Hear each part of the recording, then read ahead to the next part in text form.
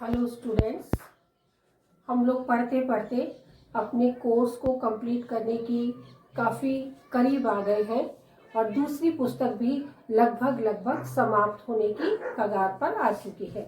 खुशी होती है कि बच्चे इतने अच्छे ढंग से पढ़ाई को अब सीरियस ले रहे हैं और पढ़ रहे हैं, नोट्स भी उतार रहे हैं।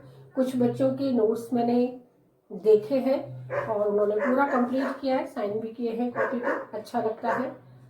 तो हम अपने कोर्स को जिस रफ्तार से बढ़ा रहे हैं, उम्मीद है कि आप लोग भी पढ़ाई को याद करने के हिसाब से अपनी रफ्तार अब और बढ़ा देंगे। तो आज हम फिर से एक नया लेसन शुरू कर रहे हैं जिसका नाम है जापान का संविधान। कि विश्व के संविधानों का जब हम वर्णन करते हैं तो उस अध्ययन में जापान का संविधान भी अपनी विशिष्टता बनाए हुए है। जापान का नाम वास्तव में क्या है? जिहेपेन। हम इसका संक्षिप्त यदि परिचय दें तो जिहेपेन जो शब्द है वो दो शब्दों से मिलकर बना है और इस शब्द का अर्थ होता है सूर्य का उदय।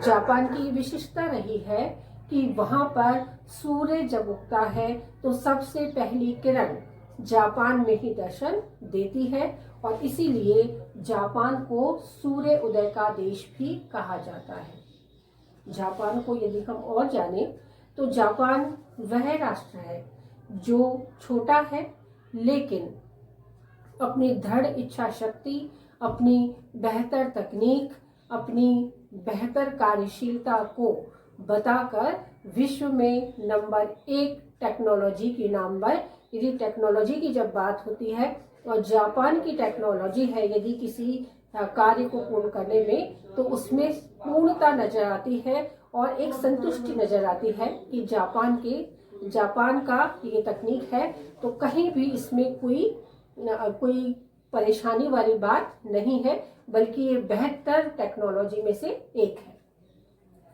यदि हम जापान की बात करते हैं और भी ज्यादा, तो जापान एक ऐसा राष्ट्र है जहां पर भूकंप की बहुत ही अधिकता रहती है। एक उसकी भौगोलिक स्थिति ऐसी है कि वहां पर भूकंप बहुत अधिक आते हैं, अर्थक्वेक। इसीलिए जापान में जो मकान होते हैं वो लकड़ी के होते हैं। हमें ज्ञात है कि ये जो ईंट पत्थर और सीमेंट से जो मकान बनते हैं वो काफ़ी मजबूती लिए हुए होते हैं। इनको बनाने में भी उतना ही पैसा लगता है और यदि ये ध्वस्त हो जाए तो उतना ही नुकसान भी पहुंचाते हैं। इसलिए जापान में लकड़ी के घर बनाए जाते हैं और लकड़ी के घर मजबूती तो होती ही है, तो वो ताकि वो बनने में भी आसानी रहे और वो कहीं भी ले जाए भी जा सकते हैं। अभी आधुनिक तकनीकों में उस पर पहिए भी लगा दिए गए हैं कुछ जगह और उन मकानों को आसानी से, छोटे छोटे मकान हैं वो, उन मकानों को लेके जाया भी जा सकता है। ऐसी कुछ व्यवस्था की गई है वहां पर। जापान में जहाँ तक उसकी बात होती है तो जापान में एक बड़ा सारा हॉल होता है और उसमें लकड़ी के पार्टीशन होते हैं और वो पार्टीशन भी फोल्डिंग होते हैं। तो फोल्डिंग पार्टीशन के लिए जापान फेमस है कि कहीं भी, जैसे एक बड़ा हॉल है, हमको रूम का साइज को छोटा बड़ा करना है, ये ड्राइंग रूम है, ये बेडरूम है, ये हमारा लिविंग रूम है या हमारा ये अदर रूम है, तो उस रूम का जो पार्टीशन है वो लकड़ी के पार्टीशन से बहुत ही बेहतर खूबसूरत तरीके से किया जाता है जापान में। जापान की बात आते ही हमारे दिमाग में बात आती है हिरोशिमा और नागासाकी की, जिस पर पहली बार अमेरिका द्वारा अणु बम का प्रयोग किया गया था। उस समय अणु बम का जो आविष्कार जो हुआ था और उसकी जो तकनीक थी केवल और केवल अमेरिका के पास थी और उस तकनीक का प्रयोग जापान के ऊपर किया था। जापान के हिरोशिमा और नागासाकी पर इसका प्रयोग हुआ, जिसकी वजह से जापान पूरी तरह से ध्वस्त हो चुका था। इतना गंभीर उसके परिणाम निकले थे कि अपनी गंभीरता को हम इस रूप में भी देख सकते हैं कि हिरोशिमा और नागासाकी पर अणु बम के प्रयोग के इतने वर्षों बाद भी आज तक वहाँ पर विकलांग बच्चे जन्म लेते हैं। ऐसा माना जाता है कि ये उसी अणु बम का दुष्प्रभाव है जो अब तक वहाँ पर कहीं ना कहीं स्पष्ट रूप से हमें नजर आता है। तो जापान की जब बात करते हैं तो एक और विशेषता है जापान की कि जापान ही वो राष्ट्र है जिसने सबसे पहले संसदात्मक शासन व्यवस्था को अपनाया था। संसदात्मक शासन व्यवस्था जो हम पढ़ चुके हैं, भारत में भी है, ब्रिटेन में भी है, और वही संसदात्मक व्यवस्था जापान में भी मौजूद है। तो ये सामान्य परिचय हुआ जापान का, जो हम लोग जानते भी हैं। लेकिन यदि हम जापान को इस राजनीतिक परिप्रेक्ष्य में देखते हैं कि राजनीतिक परिप्रेक्ष्य में उसने किस प्रकार से अपने आप को सुदृढ़ बनाए रखा है और किस रूप में उसने वहाँ पर जहाँ उसे बहुत अधिक दृढ़ इच्छा शक्ति की आवश्यकता थी, उसने उसका प्रयोग किया और पूरे विश्व में अपनी पहचान बनाए रखी। तो हम उसके इतिहास को थोड़ा सा जान लेते हैं। वो है कि 14 अगस्त 1945 को जापान के हिरोशिमा और नागासाकी पर अमेरिका द्वारा अणु बम गिराए गए। तब जापान ने आत्मसमर्पण कर दिया। तब मित्र राष्ट्रों का जापान पर संयुक्त नियंत्रण हो गया और तब जनरल मैक आर्थर को जापान में अपना सर्वोच्च सेनापति नियुक्त किया गया। मित्र राष्ट्रों ने क्या किया कि उसमें जनरल मैक आर्थर को जापान का सर्वोच्च सेनापति नियुक्त कर दिया गया। 1945 में जनरल मैक आर्थर के निर्देशन में जापान में लोकतंत्र का सूत्रपात हुआ और एक नवीन संविधान का प्रारूप तैयार किया गया, जिससे सम्राट की शक्तियों का अंत करके अंतिम प्रभुसत्ता शक्ति जनता में निहित कर दी गई, जिसमें 7 अक्टूबर 1946 को डायट का अनुमोदन किया गया और 3 नवंबर 1946 में अंतिम सम्राट हिरोहितो ने अंतिम स्वीकृति दी। तत्पश्चात 3 मई 1947 को जापान में नवीन संविधान लागू किया गया। तो जापान में हिरोशिमा और नागासाकी पर जब अणु बम गिराया गया तब जापान ने आत्मसमर्पण कर दिया और आत्मसमर्पण करने के बाद मित्र राष्ट्रों का जापान पर संयुक्त रूप से उसका क्या हो गया, संयुक्त रूप से उस पर उसका अधिकार हो गया या नियंत्रण हो गया। फिर मित्र राष्ट्रों ने एक जनरल आर्थर को वहां का सर्वोच्च सेनापति नियुक्त किया और सर्वोच्च सेनापति जनरल आर्थर ने ही संसदात्मक शासन व्यवस्था को अपनाया और वहां पर जो राजतंत्र चला आ रहा था उसे समाप्त कर दिया गया। वहां की संसद को डायट कहा जाता है। जापान की संसद को डायट कहा जाता है। जिस तरह से अमेरिका की संसद को कांग्रेस कहा जाता है, तो आपको याद रहे कि जापान की संसद को डायट कहा जाता है और वहां पर डायट द्वारा ये निर्णय लिया गया कि 3 मई 1947 से वहां पर संवैधानिक लोकतंत्र की स्थापना हो गई और राजतंत्र जो अंतिम सम्राट था, सम्राट हिरोहितो, उनकी शक्तियों को समाप्त कर दिया गया। तो ये जापान की एक सामान्य सी जानकारी थी और उस जानकारी के बाद हम अपने विषय पर आ जाते हैं कि जापान के संविधान की विशेषताएं क्या है। तो पहली विशेषता है जन प्रभुसत्ता पर शक्ति पर आधारित संविधान। हमने विभिन्न संविधानों को पढ़ा है और उन संविधानों में उन शक्तियों को भी पढ़ा है कि अंतिम प्रभुसत्ता शक्ति किसके हाथ में है, जनता के हाथ में है, कि जनता जिसे चाहे उसे पद पर बिठा सकती है, उच्च पदों पर बिठा सकती है और जब चाहे उनकी किसी योग्यता में कहीं उनको कमी नजर आती है या उनके कार्यों में कहीं कमी नजर आती है तो जनता अपनी जो निर्वाचन शक्ति का जो उनके वयस्क मताधिकार जो है उस शक्ति के द्वारा उसे हटाने में भी पीछे नहीं चूकती। तो अंतिम शक्ति किसके हाथ में है? जन प्रभुसत्ता शक्ति पर आधारित वो संविधान है कि जनता जैसा चाहती है वैसा ही संविधान वहां पर बनाया गया है।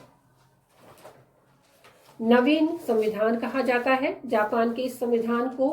तो नवीन संविधान के द्वारा अंतिम प्रभुसत्ता शक्ति जनता में निहित कर दी गई और जापान के सम्राट या किसी बाह्य सत्ता में नहीं।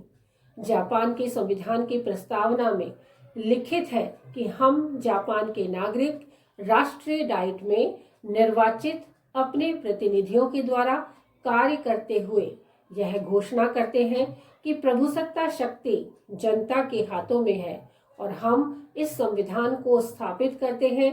सरकार जनता की पवित्र अमानत है जिसकी सत्ता जनता से प्राप्त की गई है। शक्तियां जनता के प्रतिनिधियों द्वारा प्रयोग की जाती है जिनका लाभ जनता भोगती है। तो जनता अपने प्रतिनिधियों के माध्यम से ही जन प्रभुसत्ता शक्ति का प्रदर्शन करती है। दूसरी विशेषता है लिखित एवं अपेक्षाकृत संक्षिप्त संविधान। ब्रिटेन ही एक ऐसा संविधान है जहां पर लिखित संविधान का अभाव है, वो अलिखित संविधानों में है। लेकिन भारत, अमेरिका, स्विट्जरलैंड और जापान ये सब लिखित संविधानों की श्रेणी में आते हैं। तो जापान में भी लिखित संविधान है लेकिन ये अपेक्षाकृत संक्षिप्त संविधान है। जब अन्य संविधानों से हम इसकी तुलना करते हैं तो ये संविधान अन्य संविधानों की अपेक्षाकृत उनसे छोटा है। जापान के संविधान में मात्र 11 अध्याय हैं और 103 अनुच्छेद हैं और ये मात्र 30 पृष्ठों में लिखित है जो भारत जैसे विस्तृत संविधान की अपेक्षाकृत काफी संक्षिप्त है। अगला पॉइंट है संविधान की सर्वोच्चता। संविधान की सर्वोच्चता का अर्थ होता है कि संविधान ही सर्वोपरि है, कि संविधान में जितने भी पद हैं, जितने भी उच्च पद हैं और जितने भी उच्च शक्तियां हैं वो सभी की सभी संविधान के अनुसार ही प्रदान की गई है। कि संविधान प्रदत्त है, संविधान में जो विधान है, जो लिखा गया है उसी के अनुसार शक्तियों का विभाजन और शक्तियों को दिया गया है। चाहे कोई सा भी सर्वोच्च पद हो लेकिन समस्त शक्तिशाली पदों को शक्तियां जो उनकी बांटी गई है वो संविधान के अनुसार ही प्रदत्त की गई है। अर्थात प्रत्येक राष्ट्र में संविधान ही सर्वोपरि और सर्वोच्च होता है। तो इस तरीके से हम देखते हैं कि जहां अन्य संविधानों में ये व्यवस्था है तो जापान के संविधान में भी संविधान की सर्वोच्चता व्याप्त है। अगले पॉइंट की तरफ बढ़ते हैं, वो है कठोर संविधान। कठोर संविधान का अर्थ आप लोग भली भांति जानते हैं कि ऐसा संविधान जिसमें आसानी से परिवर्तन नहीं होते, जिसमें संवैधानिक संशोधन की प्रक्रिया काफी कठिन होती है और कठिन प्रक्रिया की वजह से ही ये संशोधन नहीं होते। लेकिन अन्य राष्ट्रों ने इसका मिश्रित रूप अपनाया गया है कि कहीं बहुत अधिक लचीला संविधान है, जैसे ब्रिटेन का संविधान, वहाँ पे साधारण बहुमत से भी संशोधन हो जाता है। और भारत का संविधान की बात करते हैं तो वो लचीलापन और कठोर का मिश्रण है, यानी कि वहाँ पर ऐसी प्रक्रिया है जो कुछ परिवर्तन आसानी से कर देती है, कुछ में थोड़ा सा समय लगता है और जो और गंभीर परिवर्तन है उसमें काफी सारी लंबी प्रक्रिया होती है। लेकिन जापान का संविधान एकमात्र ऐसा संविधान है जिसमें 1947 के बाद से अब तक कोई भी संवैधानिक संशोधन नहीं हुए हैं। ये वहाँ की विशिष्टता रही है। इतना कठोर संविधान है कि कोई भी संवैधानिक संशोधन वहाँ पर अब तक नहीं हुआ है 1947 के बाद से। तो जापान में कोई भी संवैधानिक संशोधन नहीं होकर उसने ये सिद्ध कर दिया है कि जापान का संविधान अत्यंत कठोर संविधान है। अगला पॉइंट है लोकतंत्रीय आदर्शों का मूर्त रूप। जापान में भी ब्रिटेन के समान सम्राट का पद होता है, जिसे मुकुटधारी गणतंत्र के नाम से जाना जाता है। यहाँ भी वयस्क मताधिकार की व्यवस्था है, जिसकी आयु सीमा 20 वर्ष है। तो जापान का संविधान लोकतंत्रीय आदर्शों का मूर्त रूप भी रहा है। किस रूप में रहा है कि जैसा हमें ज्ञात है कि जब भी कभी ब्रिटेन की बात होती है तो ब्रिटेन में राजतंत्र और लोकतंत्र साथ साथ चल रहा है। इसी प्रकार की थोड़ी सी व्यवस्था जापान में भी मौजूद है कि यहाँ पर इसे मुकुटधारी गणतंत्र के नाम से जाना जाता है। यहाँ भी सम्राट का पद होता है और उस पद को वही मुकुट धारण करना होता है और वो व्यक्ति ही लोकतंत्र के आदर्शों का यानी राष्ट्रपति का जो सर्वोच्च कार्यपालिका का पद है वह उसका मूर्त रूप वहां पर बैठा रहता है और मूर्त रूप में वह समस्त कार्यों का निष्पादन करता है। तो इस तरीके से आज हमने जापान के संविधान के 5 प्रमुख विशेषताओं का वर्णन किया है और आगे ही इसकी विशेषता चलती रहेंगी। प्लीज अपनी इस निरंतरता को बनाए रखें।